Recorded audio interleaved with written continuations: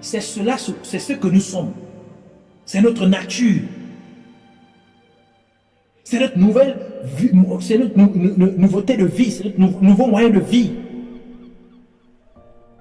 En Jésus-Christ, comme le Seigneur nous l'a dit dans Hébreux chapitre 10, verset 38, qui dit « Et mon juste vivra par la foi. Mais s'il se retire, mon âme ne prendra pas plaisir en lui. » Donc c'est notre nouvelle manière de vivre, par la foi. Les versets 24 et 25 de notre passage principal de l'Écriture, dans le chapitre 14 de Matthieu, du livre de Matthieu, dit que les vagues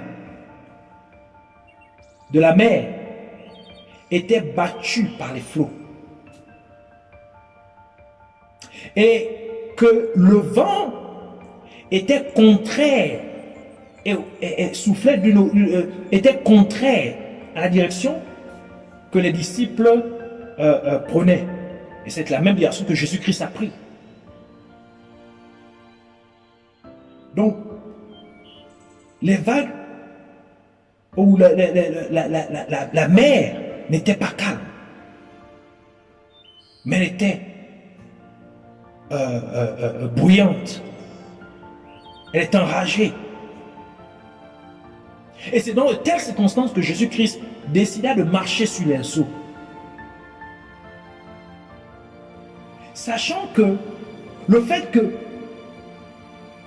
le vent était contraire à la direction que Jésus-Christ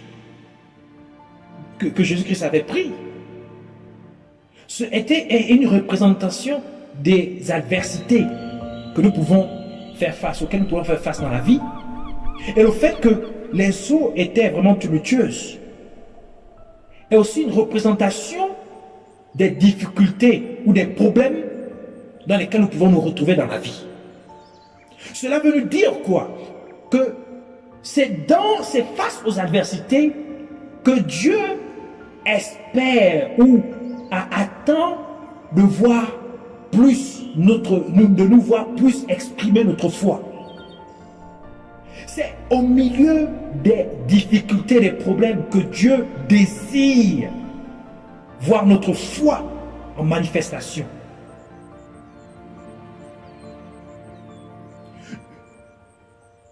Mais les gens veulent parler ou agir avec foi seulement lorsque tout va bien dans leur vie.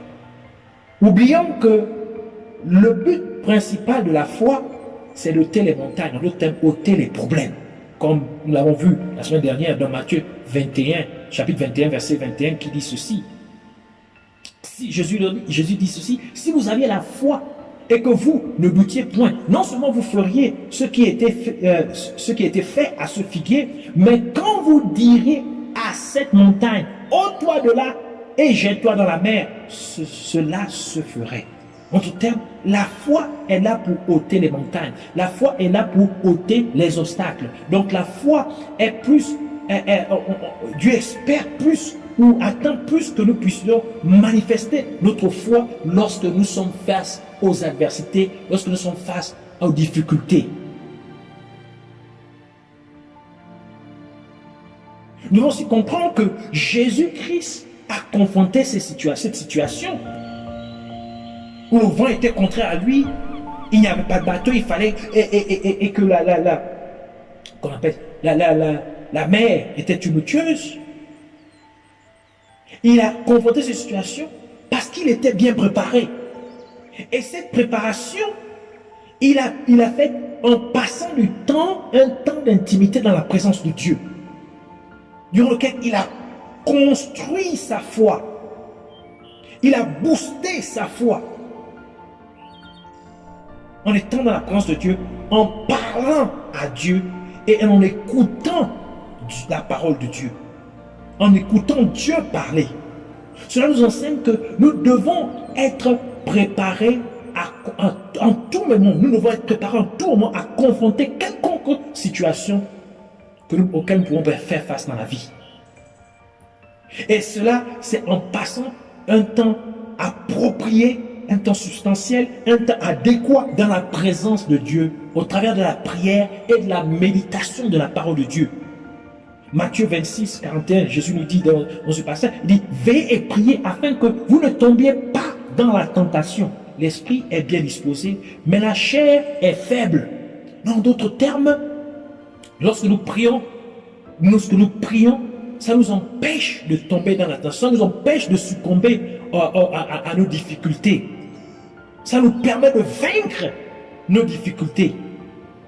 Romains chapitre 10, verset 17 dit ceci. Ainsi la foi vient de ce que l'on entend et ce que l'on entend vient de la parole de Dieu. Donc c'est en écoutant la parole de Dieu que notre foi est construite, que notre foi est ajoutée, que la foi est ajoutée, que la foi vient, que la foi que nous sommes plus affermis en Dieu. Dans Psaume 119, verset 90, le roi David dit ceci. Si ta loi n'eût fait mes délices, juste alors péri dans ma misère. En autre terme, il dit, s'il n'avait pas fait de la loi de Dieu, de la parole de Dieu ses délices, s'il ne s'était pas plus en écoutant, en méditant la parole de Dieu, sa misère l'aurait fait périr, sa misère l'aurait emporté. Mais c'est parce qu'il a fait de la parole de Dieu ses délices, c'est parce qu'il a passé du temps dans la parole de Dieu. Il prenait plaisir en méditant la parole de Dieu. Alors il a pu surmonter sa misère, il a pu surmonter ses problèmes, il a pu surmonter ses adversités, il a pu surmonter ses difficultés.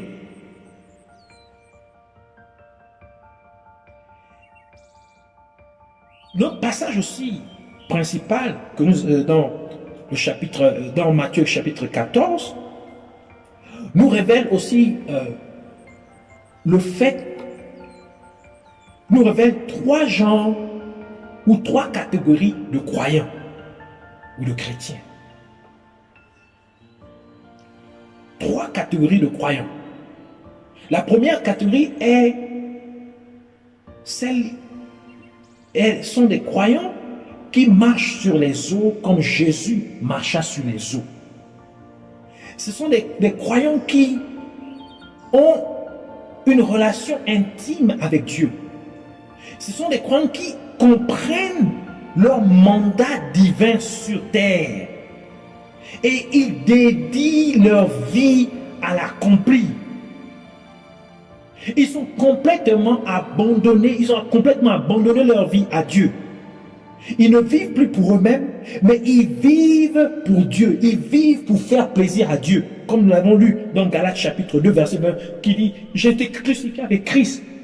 Et si je vis, ce n'est plus moi qui vis, c'est Christ qui vit en moi. Et si je vis maintenant dans la chair, je vis dans la foi au Fils de Dieu. » En d'autres termes, Jésus vit au travers de moi. Donc, je vis pour amener Christ à être manifeste.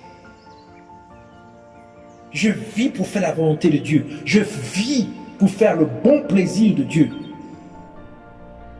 Comme Jésus lui-même a dit, ma nourriture, c'est de faire la volonté de celui qui m'a envoyé. Donc, ce genre, cette catégorie de croyants, ce sont des personnes qui vivent pour faire la volonté de Dieu. Ils sont entièrement abandonnés à Dieu et ce sont des gens que Dieu utilise puissamment.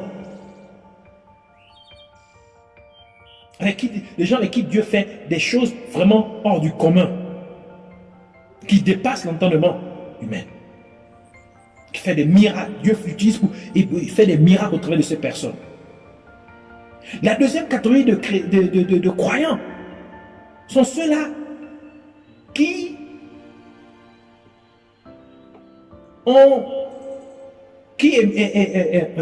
copient le Christ. Comme Pierre, qui veulent imiter, qui imitent Jésus-Christ comme Pierre fit.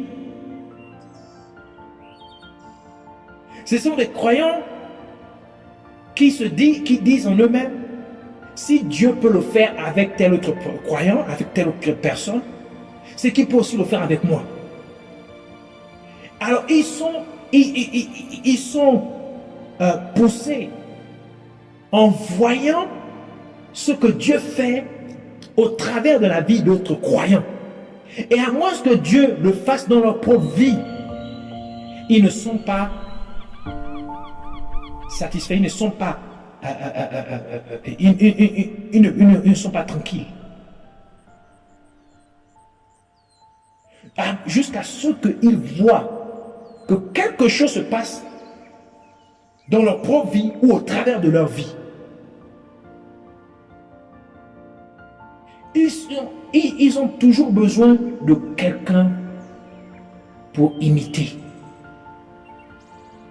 C'est ainsi que l'apôtre Paul dit dans 1 Corinthiens chapitre 11 verset 1, « Soyez mes imitateurs comme je le suis moi-même de Christ. » C'est pour parler de cette catégorie de croyants qui ont besoin toujours d'un exemple pour imiter. La troisième catégorie de croyants sont ceux-là qui restent sur le bateau, comme les autres disciples l'ont fait. C'est-à-dire, ce sont les croyants qui ne bougent pas devant les adversités ou les problèmes. Ils sont résignés à accepter leur sort. Ils sont cristallisés par leurs problèmes. Ils sont cristallisés par leurs adversités. Ils passent leur temps souvent à contempler les autres chrétiens, les autres croyants. Et quand Dieu fait quelque chose de surprenant, d'étonnant au travers de la vie de notre chrétien, ce sont les premiers à admirer cette personne. Ils vont même à donner plus d'importance à cette personne à la personne que Dieu a utilisée qu'à Dieu lui-même. Ils sont facilement déplacés par les miracles et ils aiment courir après les hommes, les personnes que Dieu utilise de manière vraiment grandiose. Ils se laissent mouvoir par quelconque vent de doctrine. Ils sont par les miracles et ceci, parce qu'ils ne sont pas assis dans la parole de Dieu. Ils ne sont pas vraiment ancrés dans la connaissance de la parole de Dieu. Ce sont des gens très dangereux, parce que ce sont de telles personnes que l'ennemi utilise, certains utilisent pour former des cultes, pour idoliser des personnes que Dieu souvent utilise puissamment.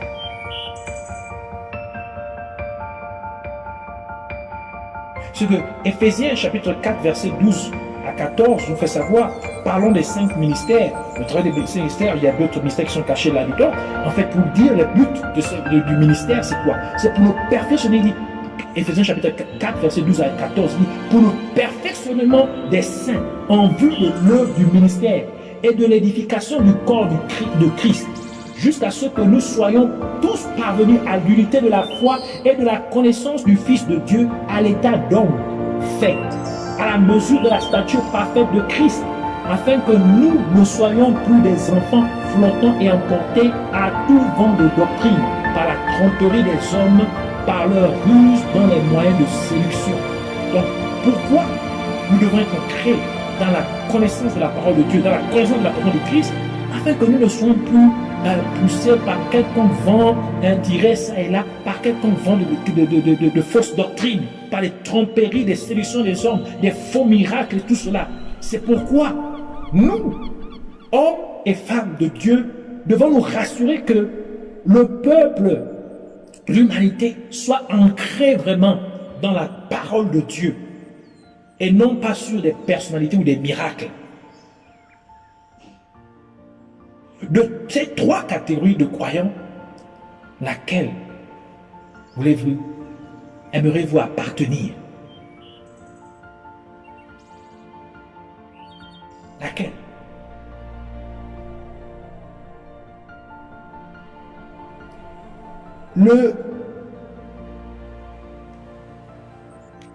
Ce qui séparait Jésus de l'autre côté de sa destination, c'est-à-dire de l'autre côté de la mer, c'était ces eaux tumultueuses, ces eaux secouées par les vents. Donc ça se tenait comme un obstacle, comme un ennemi entre lui et sa destinée, entre lui et sa destination. Mais c'est ce que Jésus a utilisé pour marcher, pour arriver à sa destination. En d'autres termes, qu'est-ce que cela nous dit? C'est ce que Psaume chapitre 110, verset 1 dit. Dieu dit ceci, il dit, assieds-toi à ma droite. Il dit, parole de l'Éternel à mon Seigneur, assieds-toi à ma droite jusqu'à ce que je fasse de tes ennemis ton marchepied. Donc Dieu utilise l'adversité comme marchepied, comme ton marchepied pour t'amener à ta destinée. C'est ce que cela veut dire, que c'est nos adversités, nos problèmes qui nous amènent à accomplir notre mandat divin sur la terre.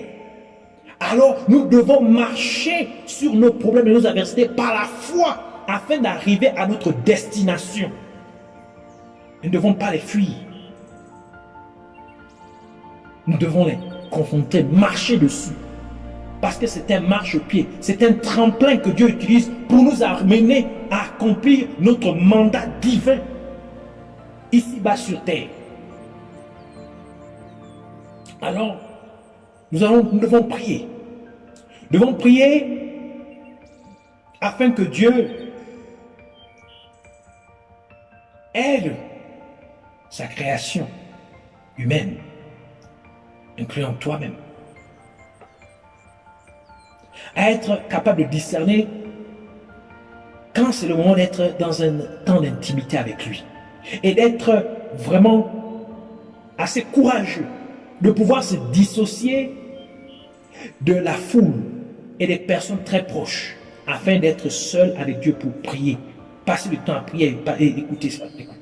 Nous devons prier aussi au nom de Jésus-Christ afin que le peuple, l'humanité, puisse être toujours prête à confronter ces situations, quelconque situation dans la vie. Nous devons prier afin que Jésus-Christ, au nom de Jésus-Christ, afin que Dieu puisse nous amener l'humanité et entre nous-mêmes à pouvoir exprimer notre foi avec fermeté, surtout au milieu des problèmes ou face à quelconque adversité. Nous devons prier aussi afin que Jésus-Christ, au nom de Jésus-Christ, afin que Dieu puisse susciter, puisse bâtir une armée de croyants à travers le monde entier, surtout dans ces derniers temps, qui sont entièrement donnés à Dieu, que leur vie soit complètement dédiée à Dieu, que Dieu utilise pour faire des exploits, des gens avec une foi incommensurable.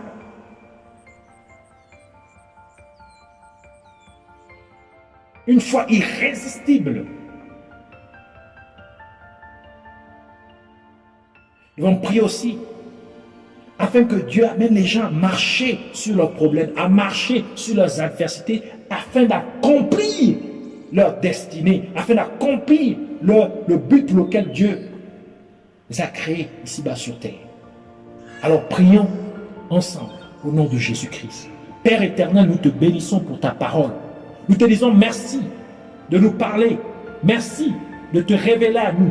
Merci de nous enseigner, Seigneur, ta vérité. De nous faire connaître ta volonté pour l'humanité, pour nos vies. Seigneur, surtout en ces temps les derniers, nous prions que tu nous fasses grâce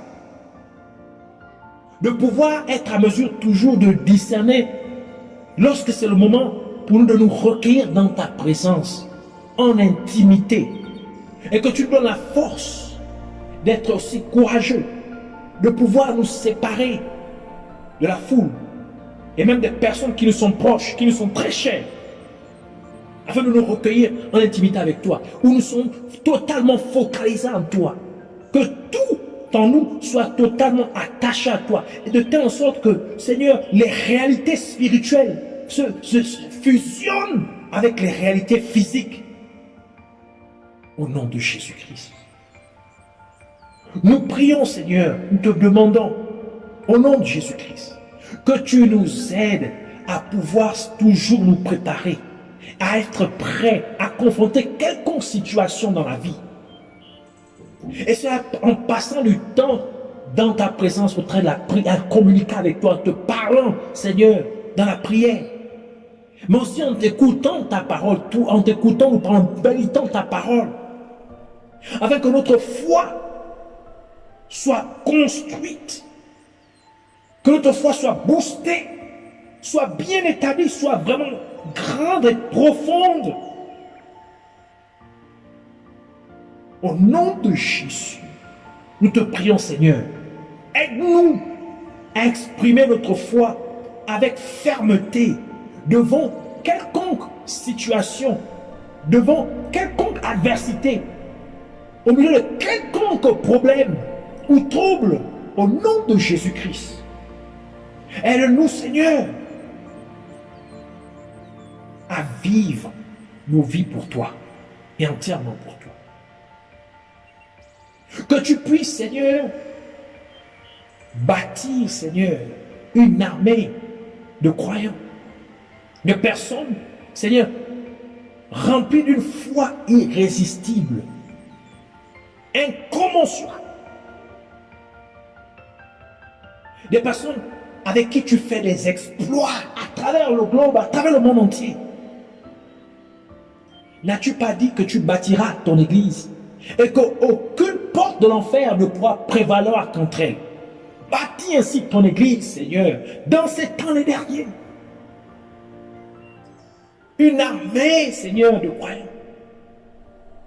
Que les portes de l'enfer, que le royaume des ténèbres ne peut résister au nom de Jésus. Une armée, Seigneur, qui va apporter, Seigneur, un réveil que le monde entier n'a jamais expérimenté, n'a jamais vu. Au nom de Jésus. Au point que le monde des ténèbres va trembler et que leur désir serait seulement que l'enlèvement se produise. Car si cela ne se produit pas, pour eux ce sera comme si ce sera leur fin. Seigneur, nous te prions. Aide l'humanité à marcher avec foi, une foi ferme sur leurs problèmes, sur leurs adversités, afin d'accomplir leur but divin ici-bas sur terre, au nom de Jésus-Christ. Seigneur, nous te bénissons, nous te glorifions, parce que, Seigneur, tu as construit la foi de ton peuple, que maintenant, les gens n'auront plus peur des pandémies ou des épidémies ou quelconque trouble ou maladie, mais qu'ils vont se tenir fermes et parler, Seigneur, à leur situation et repousser leur situation et marcher sur leurs problèmes pour arriver, Seigneur, à accomplir ta volonté ici-bas sur terre. Au nom de Jésus-Christ, nous te bénissons, nous te glorifions, nous t'exaltons. Au nom de Jésus-Christ, nous avons ainsi prié. Amen.